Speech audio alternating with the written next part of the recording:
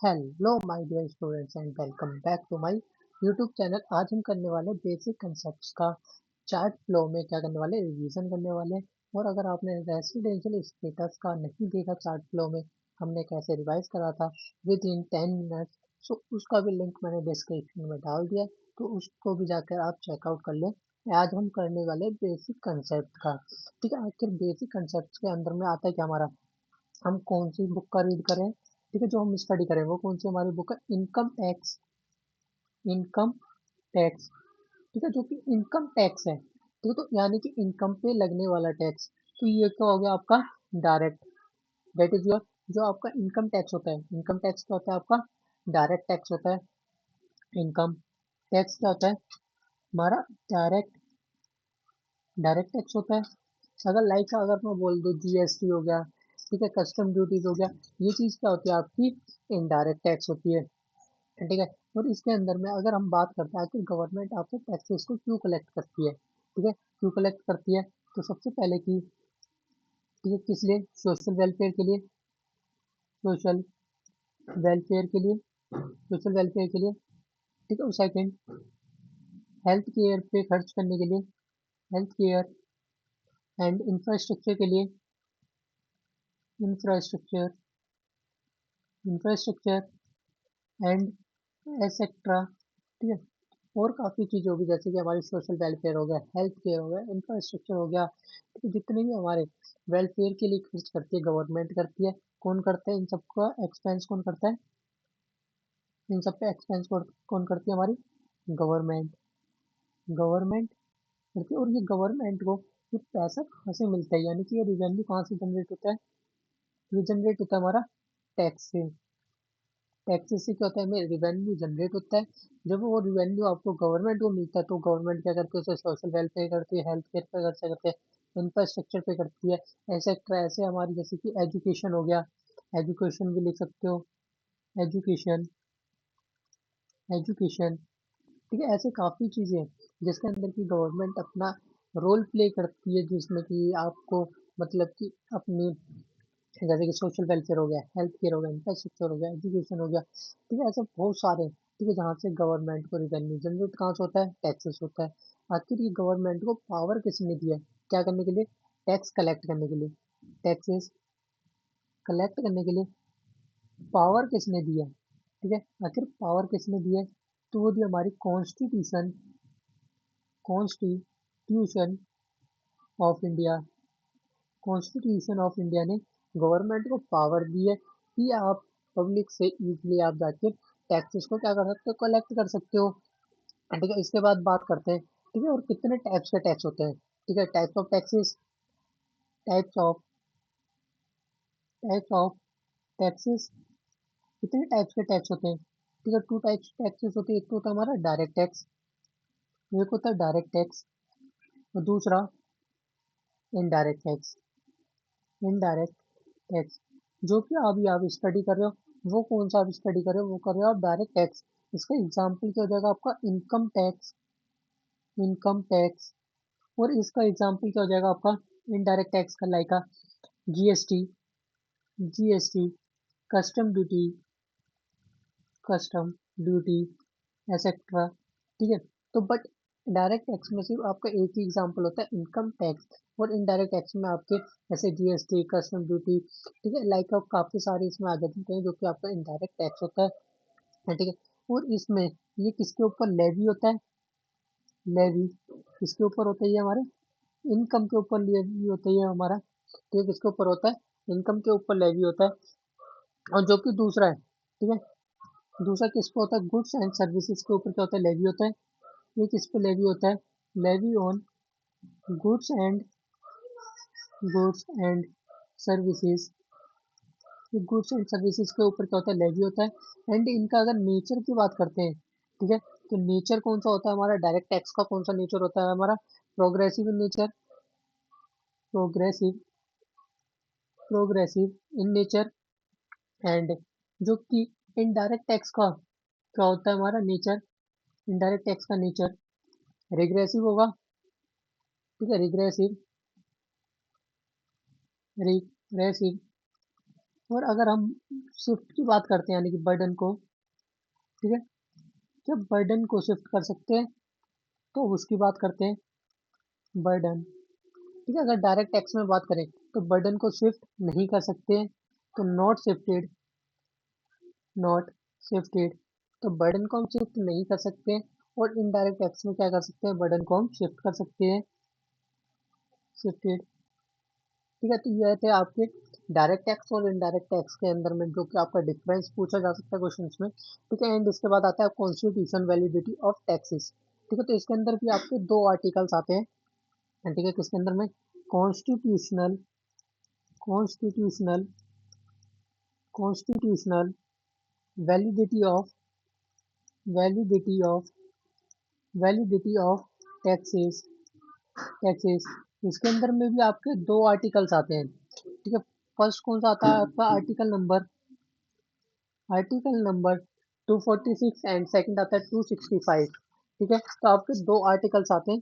एक कौन सा आता है आपका, article number 265, article number 265, and second कौन सा आता है, आर्टिकल नंबर, आर्टिकल 246 एंड 265। ठीक है, 265 क्या कहते हैं हमारा आर्टिकल नंबर, ये कहते हैं, ठीक है, जो कि मैं आपको पहले बता चुका हूँ, गवर्नमेंट को किसने पावर दी है, ठीक है, कलेक्ट करने के लिए, पावर किसने दी, कलेक्ट करने के लिए taxes, collected the taxes, taxes किसने दिए, constitution of India, constitution, constitution in India, in India. ये हो गया आपका आर्टिकल नंबर 265 कहता है। And article number 246, article number 246 के अंदर में थ्री लिस्ट आती है। ठीक है, कितनी लिस्ट आती है हमारी, थ्री लिस्ट आती है। एक कौन सा आता है कि यूनियन लिस्ट, यूनियन लिस्ट, दूसरी state list, state list, and third is your concurrent list, concurrent list. तो हम क्या कहते हैं, यूनियन लिस्ट को हम क्या कहते हैं, लिस्ट नंबर वन भी कहते हैं, क्या कहते हैं हम इसे, लिस्ट नंबर वन भी कहते हैं। और सेकंड इसे कहते हैं हम स्टेट लिस्ट को list number second, list number second भी कहते हैं।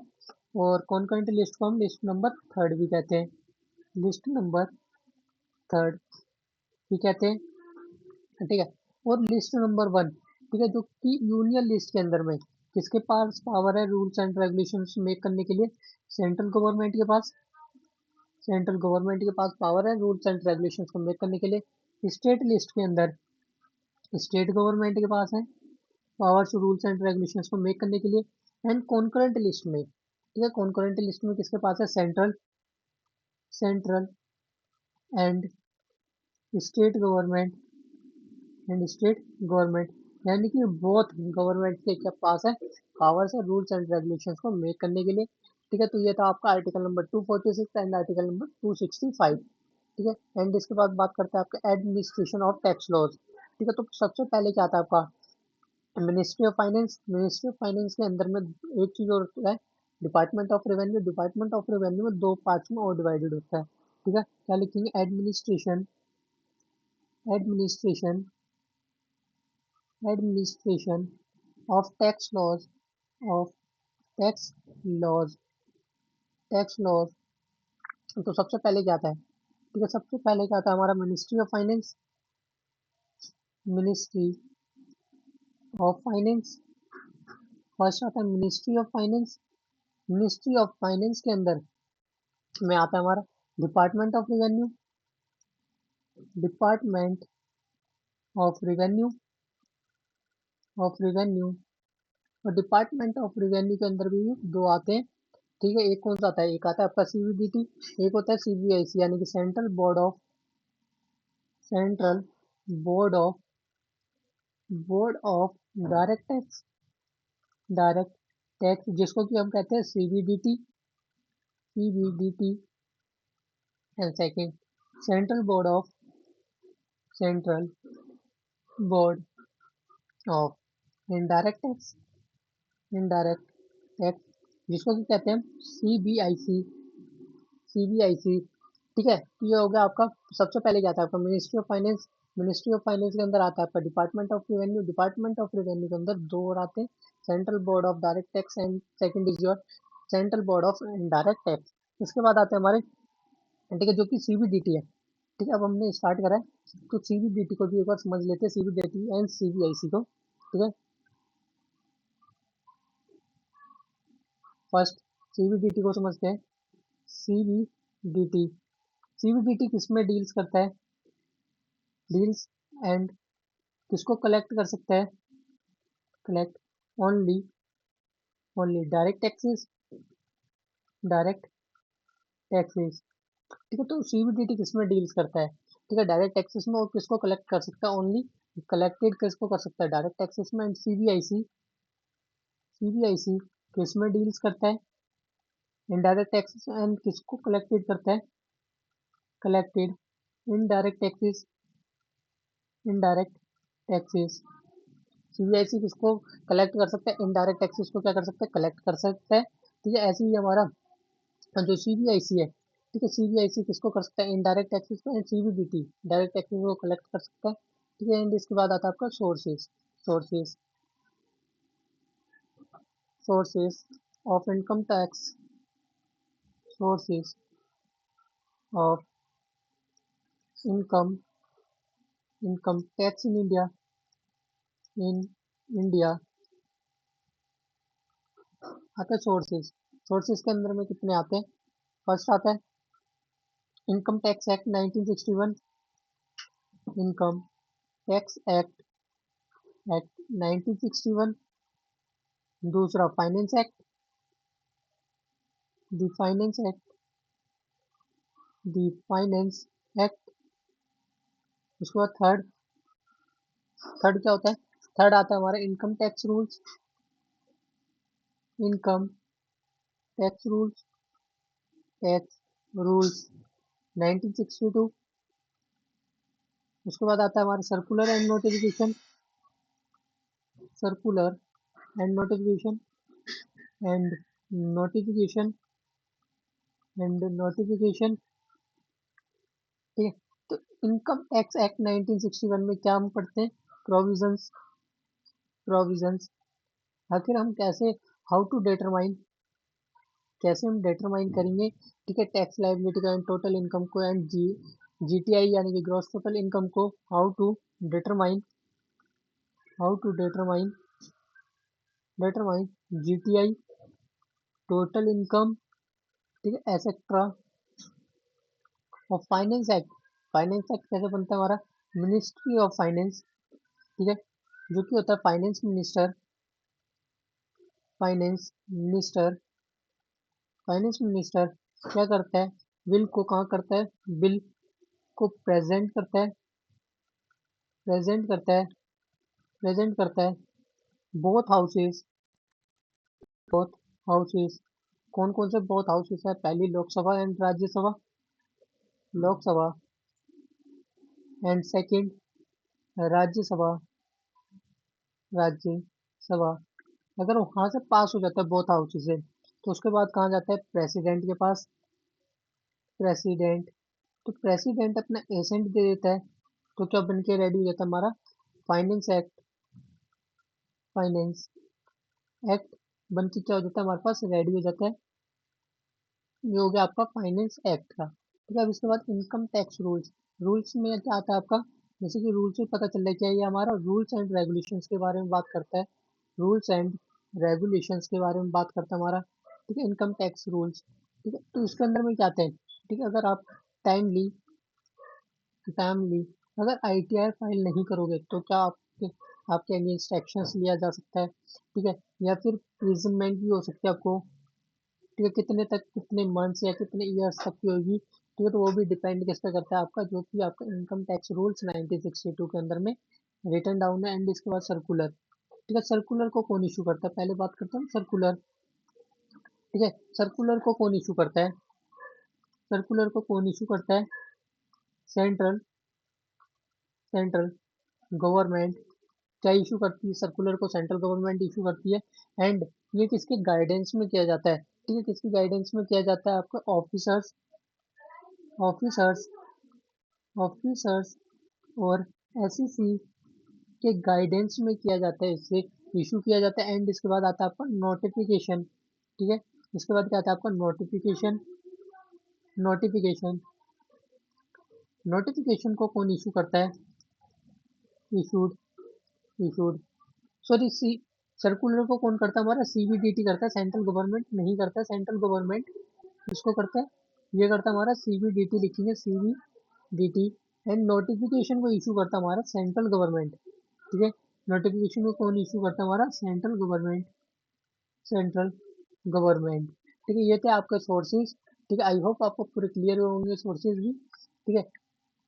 अब हम आगे बढ़ते हैं, ठीक है। ये हो गया आपके सोर्सेज हो गए। एंड इसके बाद जो कि लेवी ऑफ इनकम टैक्स, ठीक है। लेवी ऑफ इनकम टैक्स के अंदर में section number 4, sorry section number 4 के अंदर में आते हैं, ठीक है। तो एक आता है आपका सेक्शन नंबर 3 जो कि आता है आपका previous year and assessment year के बारे में बात करता है, ठीक है। प्रीवियस ईयर कौन सा होता है एंड असेसमेंट ईयर कौन सा होता है, ठीक है। तो उसकी बात करता है हमारा, ठीक है। तो कौन सा है? Levy of income tax, levy of income tax,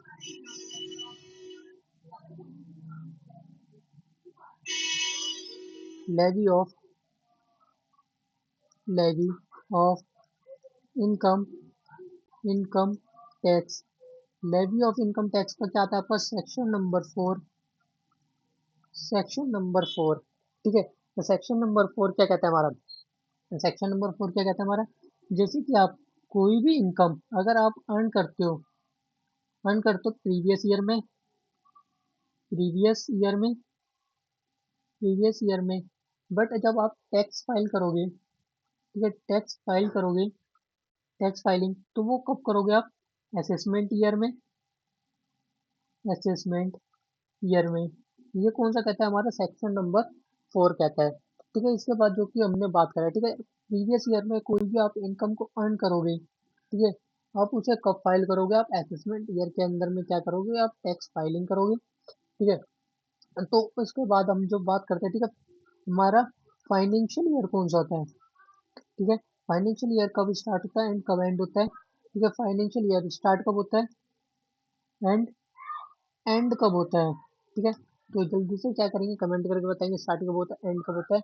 start होता है हमारा 1 अप्रैल, 1 अप्रैल, एंड एंड कब होता है आपका? 31 मार्च। तो क्या होता है हमारा? फाइनेंशियल ईयर एंड होता है। एंड इसमें जैसे कि बात कर रहे हैं सेक्शन नंबर 4 में previous year and assessment year, आखिर हमारा प्रीवियस ईयर क्या होता है और असेसमेंट ईयर क्या होता है, ठीक है। तब उसको समझते हैं।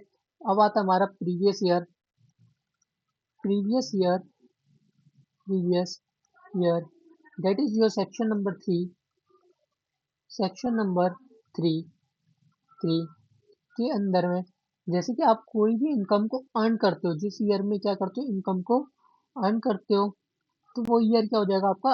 प्रीवियस ईयर हो जाएगा, ठीक है। तो इसके बाद जो कि असेसमेंट ईयर का, ठीक है, असेसमेंट ईयर का relevant previous, relevant previous year हो गया, तो वो भी कौन सा हो जाएगा आपका? प्रीवियस ईयर हो गया, ठीक है। एंड जिस ईयर में आप अर्न करोगे, तो उस ईयर की जो कि इनकम होगी, ठीक है, तो वो कौन से ईयर में आप अर्न कर रहे हो, तो वो क्या हो जाएगा आपका? प्रीवियस ईयर, ठीक है। एंड इसके बाद की बात करते हैं, ठीक है। Second, second previous year like example, example जैसे कि हमारा करेंटली का जो कि असेसमेंट ईयर है, ठीक है, वो हमारा असेसमेंट ईयर कौन सा हो जाएगा? 25 to 26, 25 to 26, that is your assessment year. And previous year, previous year क्या था हमारा? 24 to 25, ठीक है। जो आप इस ईयर में क्या करा था? आपने अर्न करा था, अर्न करा था, बट अब अगर आप आईटीआर फाइल कर रहे हो, तो कौन से ईयर में कर रहे हो आप? 25 to 26 में कर रहे हो, तो जो 25 एंड 26 में करो, तो ये क्या हो जाएगा आपका? Assessment year. और जिस ईयर में जो 24 to 25, ये क्या हो जाएगा आपका? Previous year, previous year. I hope आपको क्लियर हुआ होगा। मैंने असेसमेंट ईयर भी समझा दिया एंड प्रीवियस ईयर भी समझा दिया, ठीक है। बट मैं आपको सेक्शन बता देता हूँ, आपका असेसमेंट ईयर का कौन सा सेक्शन होता है? असेसमेंट ईयर, ठीक है। फर्स्ट एग्जांपल क्या हो गया आपका? ठीक है, कौन सा हमारा असेसमेंट ईयर है? असेसमेंट ईयर कौन सा है? जिस ईयर में हम क्या करते हैं? आईटीआर को फाइल करते हैं, ठीक है। आता है आपका section number 2 clause 9, section 2 clause 9, 9, ठीक है। तो जिस ईयर में आप क्या करते हो? रिटर्न फाइल करते हो, रिटर्न फाइल करते हो, फाइल करते हो, ठीक है, तो उस ईयर को क्या कहते हैं, असेसमेंट ईयर कहते हैं। एंड इसका एग्जांपल मैंने आपको ऊपर लिखवा दिया, सेम ले लेंगे आप एग्जांपल, ठीक है। 25 to 26, 25 to 26 क्या हो गया आपका, असेसमेंट ईयर हो गया, असेसमेंट ईयर, ठीक है। जो अभी आपका करेंटली अब जो आएगा आपका नेक्स्ट होगा असेसमेंट ईयर, कौन सा होगा, जो अभी हम जो स्टडी कर रहे हैं वो कौन से ईयर के अकॉर्डिंग कर रहे हैं, असेसमेंट ईयर के अकॉर्डिंग वो कर रहे हैं हम, 25 to 26 के अकॉर्डिंग ही हम स्टडी कर रहे हैं। जब हमारा सिलेबस, जैसे कि हमारा जीएसटी 2.0 आ चुका है, 2.0 आ चुका है हमारा, ठीक है, उसमें हमारे कुछ चेंजेस हुए हैं उसके केसेस में, ठीक है। वो आपका एप्लीकेबल कब होगा, आपका जो असेसमेंट ईयर 26 to 27 आएगा, तब क्या होगा आपका जीएसटी 2.0 आपकी इनकम के ऊपर एप्लीकेबल हो जाएगा, ठीक है। बट अभी तक जो आपका Jan 26 के लिए एग्जाम है, ठीक है, तो उसमें आपको सेम जो कि आप प्रीवियस ईयर तक पढ़ते हुए आ रहे हो वही सेम चीज आपको फॉलो करना है, ठीक है। जो अभी तक पढ़ते हुए आ रहे हो वही सेम चीज फॉलो करना है, अभी जीएसटी 2.0 पे नहीं जाना है, ठीक है। जब आपका अगर जैन के बाद अगर आप सितंबर वाले एग्जाम दोगे तो उसमें आपको चेंजेस करने पड़ेंगे, ठीक है। बट जैन के लिए आपके लिए कोई भी चेंजेस करना नहीं है, ठीक है। इसके बाद आता है हमारा पर्सन, ठीक है। पर्सन में क्या क्या इंक्लूड होता है, पर्सन, पर्सन, ठीक है। पर्सन के क्या आता है, सेक्शन नंबर 2 क्लॉज 31, और इंक्लूड क्या क्या होता है हमारा, ठीक है, क्या क्या इंक्लूड होता है, ठीक है, पर्सन के अंदर में, first individual, individual, individual, second, second individual हो गया, H U F, H U F, company, third is company, company, next firm, firm, firm में क्या होता है, including, including LLP, including LLP, बाकी जितने बचे हुए वो क्या आएंगे हमारे अदर पर्सन, ठीक है। लाइक एओपी हो गए, एओपी, बीओआई, एजेपी, एजेपी, ठीक है। ये सारे किसमें आ गए, हमारे अदर पर्सन्स में आ गए, ठीक है। ये सारे क्या होते हैं हमारे इंक्लूड होते हैं, फर्स्ट कौन सा होता है individual, second HUF, third company, fourth firm, including LLP, fifth is your other persons, ठीक है। तो ऐसे कुछ हमारे सर्टेन केसेस थे, ठीक है। तो हमारे कुछ ऐसे सर्टेन केसेस हैं, ठीक है।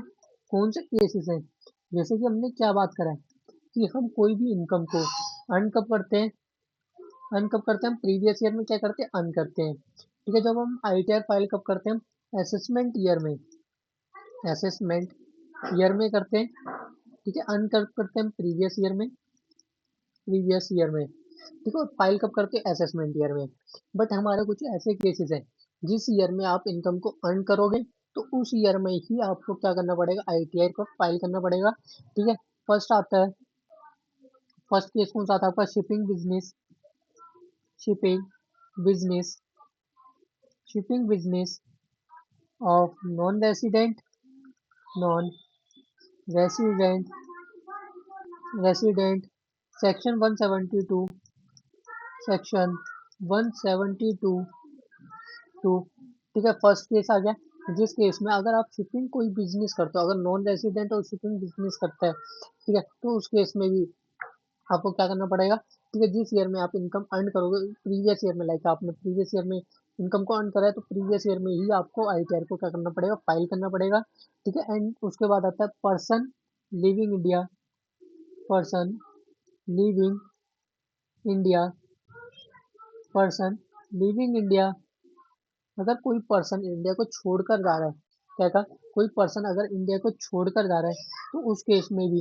जब आप इंडिया को छोड़ के जाओगे उससे पहले ही गवर्नमेंट आपसे क्या कर लेगी, टैक्सेस को कलेक्ट कर लेगी, ठीक है। एंड इसके बाद आता है आपका AOP, BOI, BOI and AJP, यानी कि आर्टिफिशियल जुडिशियल पर्सन, एजेपी, जो कि आपके अदर पर्सन होते हैं, ठीक है। तो ये वाले भी आपके कुछ सर्टेन केसेस हैं, ठीक है, जिसके अंदर की, ठीक है, जो प्रीवियस ईयर में ही क्या कर, गवर्नमेंट आपसे क्या कर ले लेती है, टैक्स को कलेक्ट कर लेती है। एंड इसके बाद आता है नेक्स्ट, नेक्स्ट, अगर आप कोई भी क्या करते हो, ट्रांसफर करते हो कोई भी प्रॉपर्टी को, ठीक है, किस लिए, आप सेव करना चाहते हो, ठीक है, टैक्स को क्या करना चाहते हो, बचाना चाहते हो, तो उस केस में भी क्या करती है गवर्नमेंट आपसे पहले ही टैक्सेस को क्या कर लेती है, कलेक्ट कर लेती है, person likely to, likely person, likely to likely to transfer property, to transfer property property to avoid taxes. That is your section 175, that is your section number 175। And इसके बाद क्या आता है, अगर आप कोई भी बिजनेस को रन करते हो, ठीक है, अब उससे क्या कर रहे हो, आप बिजनेस को क्या कर रहे हो, डिसकंटिन्यूड कर रहे हो, ठीक है, उस बिजनेस को क्या कर रहे हो, आप बंद कर रहे हो, तो उस केस में भी क्या होगा आपका, आपको प्रीवियस ईयर में ही क्या करना पड़ेगा, आपको आईटीआर फाइल करना पड़ेगा, ठीक है। नेक्स्ट क्या था आपका, discontinued business business that is your section number 176, section 176, ठीक है। ये आपका कुछ सर्टेन केसेस थे, ठीक है, तो ये चीज आपके लिए क्या होने वाली इंपॉर्टेंट है, ठीक है। तो इसे क्या कर लेंगे, स्टार मार्क्स कर लेंगे, 3 स्टार, ठीक है। ये हो गया आपके लिए इम्पोर्टेंट, ठीक है। कौन से केसेस है, पहले आपका shipping business of non resident, second person living in India, third AOP BOI AGP यानी कि अदर पर्सन, और फोर्थ आपका अगर कोई भी ट्रांसफर करके प्रॉपर्टी को अवॉइड टैक्सेस करने के लिए, ठीक है। और फोर्थ जो कि लास्ट है, फिफ्थ डिस्कंटिन्यूड बिजनेस, अगर बिजनेस को बंद करते हो, तो जब आप बिजनेस को बंद करोगे तभी आपको क्या करना पड़ेगा, आईटीआर को फाइल करना पड़ेगा, ठीक है। लाइक प्रीवियस ईयर में ही क्या करना पड़ेगा, आपको फाइल करना पड़ेगा। एंड इसके बाद क्या है आपका, इसके बाद आता है हमारा, कौन सा आता है, हमारी heads of income, heads of income heads of income heads of income, ठीक है। हेड्स ऑफ इनकम को क्या आता है आपका, सेक्शन नंबर 14, सेक्शन 14 के अंदर में क्या हमारी हेड्स ऑफ इनकम, ठीक है। तो कितनी तरीके की हमारी हेड्स ऑफ इनकम होती है, 5 types of heads of income होती है, ठीक है, जो कि मैंने आपको रेसिडेंशियल स्टेटस में भी बताया, ठीक है। कौन सी होती है आपकी, फर्स्ट होती है salaries, second house property house property, third PGBP, fourth capital gain, capital gain, fifth fifth other sources other sources, ठीक है। ये 5 तरह की हेड्स ऑफ इनकम होती है, ठीक है। First is salary, second house property and PGBP and capital gain and other sources, ठीक है। जैसे कि हमारा सैलरी है, तो सैलरी का भी क्या है, हमारा एक सेपरेट चैप्टर में पूरा डिटेल्ड में सेपरेट चैप्टर है, ठीक है, डिटेल्ड में उसके अंदर में पढ़ेंगे। और हाउस प्रॉपर्टी का भी आपका सेपरेट चैप्टर है, सेपरेट चैप्टर एंड पीजीबीपी। ऐसे ही हमारा capital gain and other sources, सबका क्या हमारा एक सेपरेट यूनिट है, या फिर कह सकते हो आप सेपरेट चैप्टर या सेपरेट यूनिट है, जिसके अंदर में क्या करेंगे हम डिटेल्ड में, ठीक है, डिस्कशन करेंगे उसके अंदर में। सेपरेट चैप्टर है तीनों में, सॉरी पांचों में, क्या आपके सेपरेट चैप्टर कह सकते हो, फिर सेपरेट यूनिट है, ठीक है, जिसके अंदर में कि हम डिटेल्ड में बात करने वाले। और अगर आप विद नोट्स के साथ करने चाहते हो, ठीक है, तो विद नोट्स में हमने स्टार्ट कर दिया अदर सोर्सेज को, ठीक है। और अदर सोर्सेज को क्या कर दिया हमने, विद नोट्स के साथ में हमने स्टार्ट कर दिया लाइव में, ठीक है। अगर जिन बच्चों को ज़्यादा ही जल्दी है, तो ये वाले जो कि चार्ट फ्लो में है, तो चार्ट फ्लो वाला कर सकते हैं, ठीक है। आप जो अगर एक बार में आप कर लेते जो चार्ट फ्लो वाला, ठीक है, आप 2 दिन के अंदर में क्या कर लोगे, आप पूरा का पूरा इनकम टैक्स पूरा का पूरा कवर अप कर लोगे सिर्फ 2 दिन के अंदर, ठीक है। दो 2 दिन में मैं ज्यादा बोल रहा हूँ, अगर आप कंटिन्यूड का स्टडी करते हो, ठीक है, तो मैक्सिमम आपको 1 डे ही लगेगा, इससे ज्यादा नहीं लगेगा। अगर जैसे कि मान लीजिए आपने एक लेक्चर ले लिया, फिर आपने हाफ एंड 1 आवर जो भी वट एवर जो भी आपने गैप लिया है, ठीक है, तो उसके बाद आप करोगे, तो आपको, ठीक है, फिर आपको टाइम कंज्यूमिंग लगेगा। जैसे आपके एग्जाम है, एग्जाम से पहले आप इन सब सारे लेक्चर्स है जो कि चार्ट फ्लो फॉर्म में, ठीक है, अगर उनको कर लेते हो, तो बस आपके आराम से आप इजीली पास आउट हो सकते हो, ठीक है। एंड इसके बाद आता है आपका, ठीक है, कंप्यूट कैसे करेंगे, ठीक है, कंप्यूट कैसे करेंगे, ठीक है, इनकम को कैसे कंप्यूट करेंगे हम टोटल इनकम को, ठीक है। तो हम पहले बात करते हैं कंप्यूटेशन ऑफ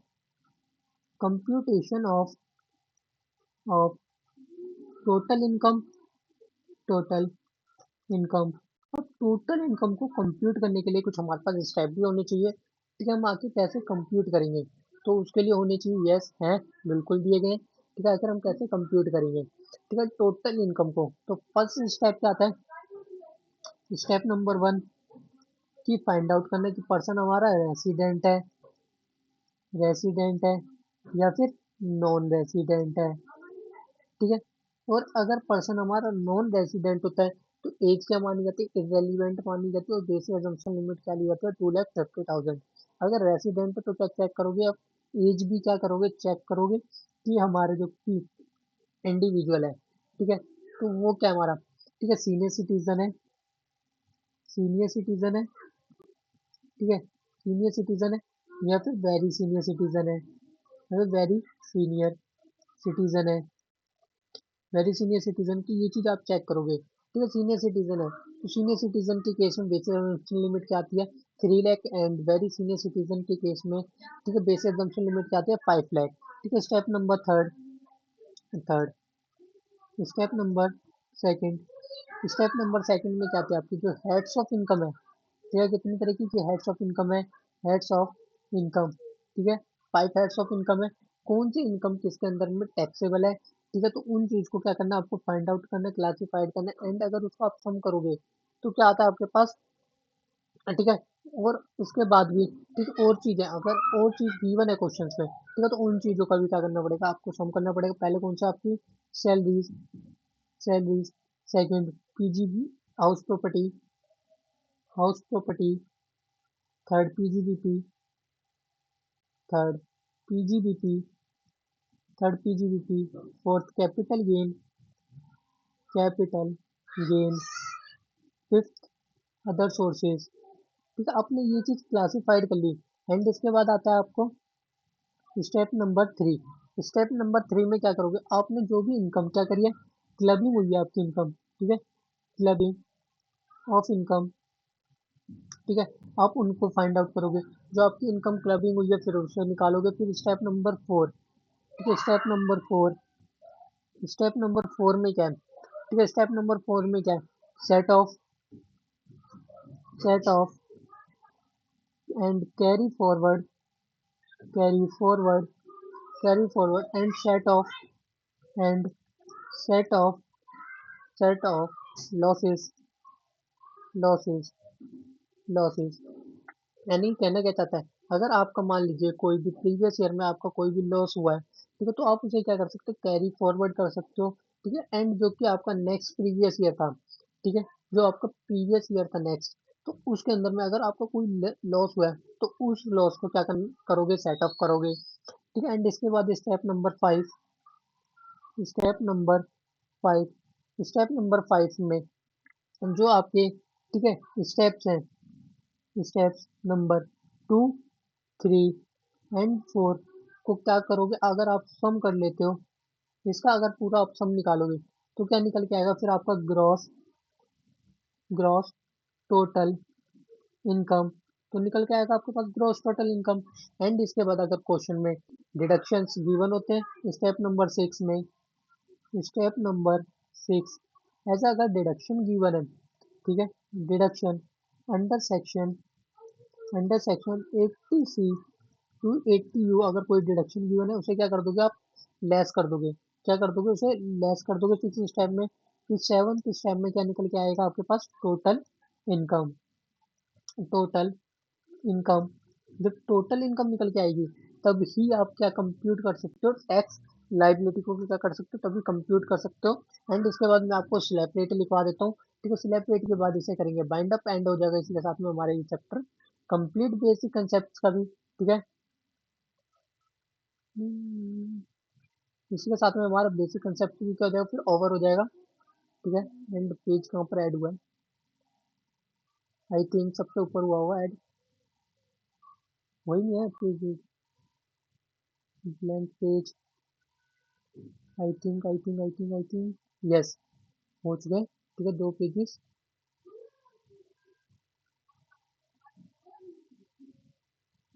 गलत जगह पे तो पेज चुके हैं यार, पेजेस भी ब्लैंक पेजेस, 2 3, ठीक है, 3 पेजेस में आई थिंक हो जाएगा। ठीक है,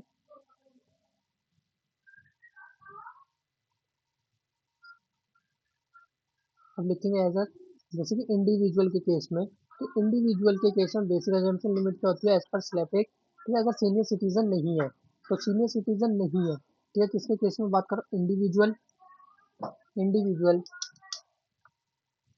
इंडिविजुअल,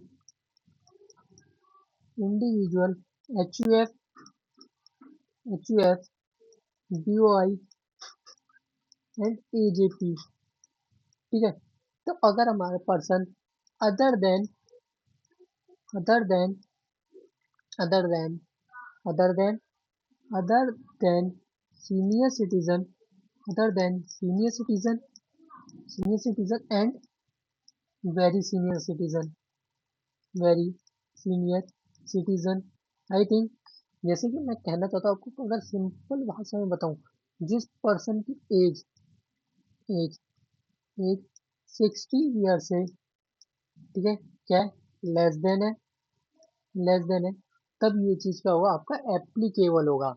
ठीक है, कौन सा रेट से आपका एप्लीकेबल होगा, पहले तो आप लिखोगे, ठीक है, स्लैब रेट, स्लैब, फिर क्या लिखोगे, रेट, जो आपकी फर्स्ट स्लैब है, फर्स्ट स्लैब क्या है, यानी कि आपकी बेसिक अजम्पशन लिमिट क्या हो जाएगी, फिर इसके केस में बेसिक अजम्पशन लिमिट हो जाएगी 2,50,000, that is your basic assumption limit. ठीक है, अगर आपकी इनकम अप टू रुपीज 2,50,000 है, 50,000 है, तो आपके उसके ऊपर कोई भी रेट नहीं लगता। एंड अगर इनकम, ठीक है, अगर 2,50,000 को क्रॉस कर जाती है, एंड अगर एंड 5 लाख तक की इनकम होती है, तो नेक्स्ट स्लैब क्या हो जाएगा आपका, 2,50,000, तो उस पर कितना रेट लगता है आपका, 5%। एंड नेक्स्ट, नेक्स्ट स्लैब है आपका 5 लाख, 5 लाख, उस पर कितना लगेगा आपका रेट, 20%। एंड बाकी जो आपका बैलेंसिंग बचा हुआ इनकम होगा, ठीक है, बैलेंस बचा हुआ इनकम, उस पर कितना लगेगा आपका, 30% का रेट। ठीक है, तो ये किसका हो गया आपका, other than senior citizen and very senior citizen का।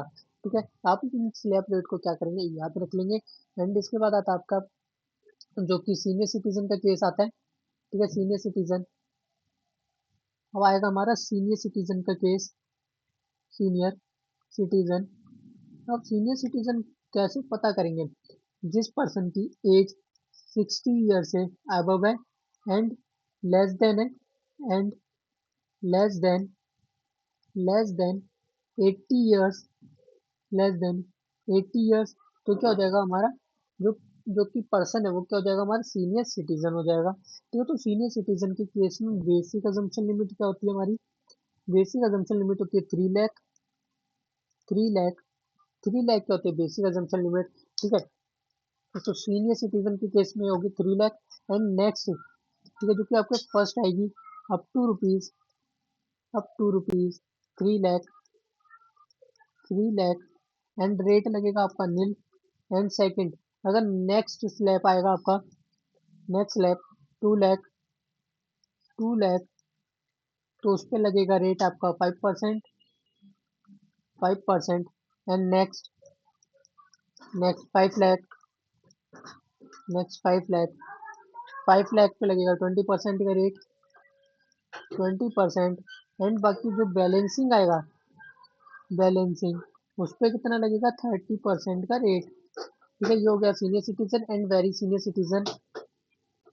अब बात करेंगे very senior citizen, very senior, senior citizen, जिनकी की एज 80 और अबव है, और अबव, तो किसमें आएगा हमारा, वेरी सीनियर सिटीजन के केस में आएगा।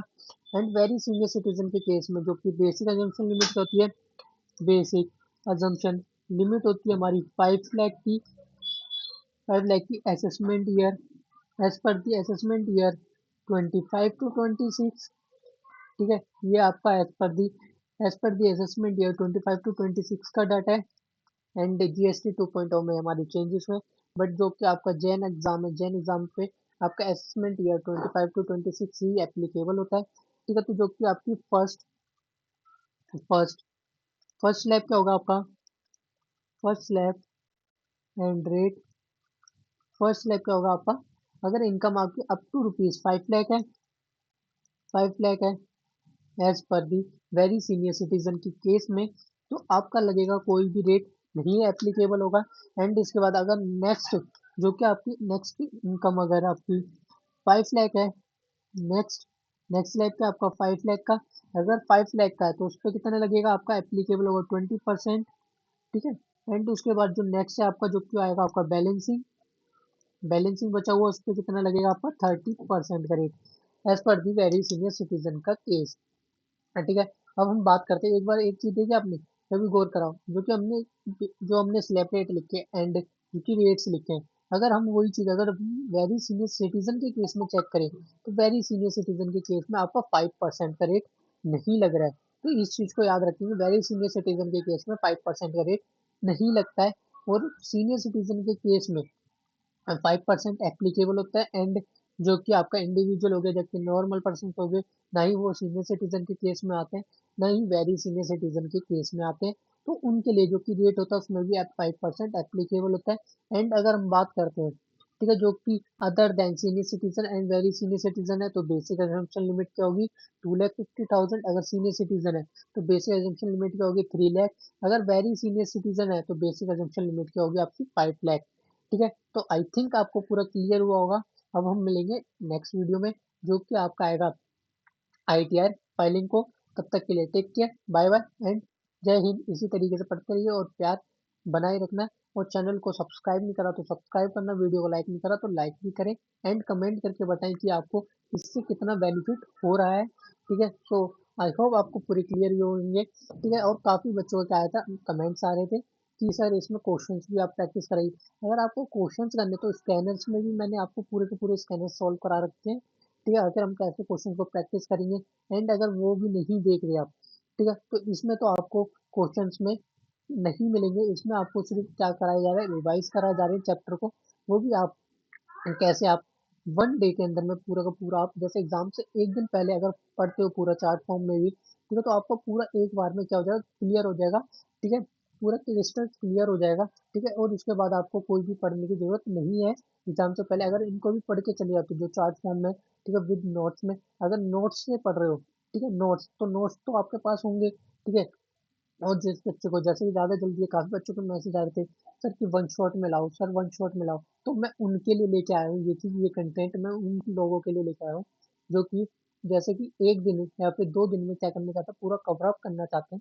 ठीक है। तो उनके लिए ये लेक्चर्स, ठीक है, जैसे ही हमारे इस मंथ के एंड तक, ठीक है, क्या हो जाएंगे, सारे के सारे रिकॉर्डेड आपको मिल जाएंगे चार्ट फ्लो में। ठीक है। बट चैनल को सब्सक्राइब जरूर करें, वीडियो को लाइक जरूर करें। ठीक है। तो उसी में आपको सारे के सारे इस मंथ के एंड तक आपको सारे लेक्चर्स मिल जाएंगे फ्री ऑफ कॉस्ट। ठीक है। तो अब मिलते हैं नेक्स्ट वीडियो में, तब तक के लिए टेक केयर, बाय बाय।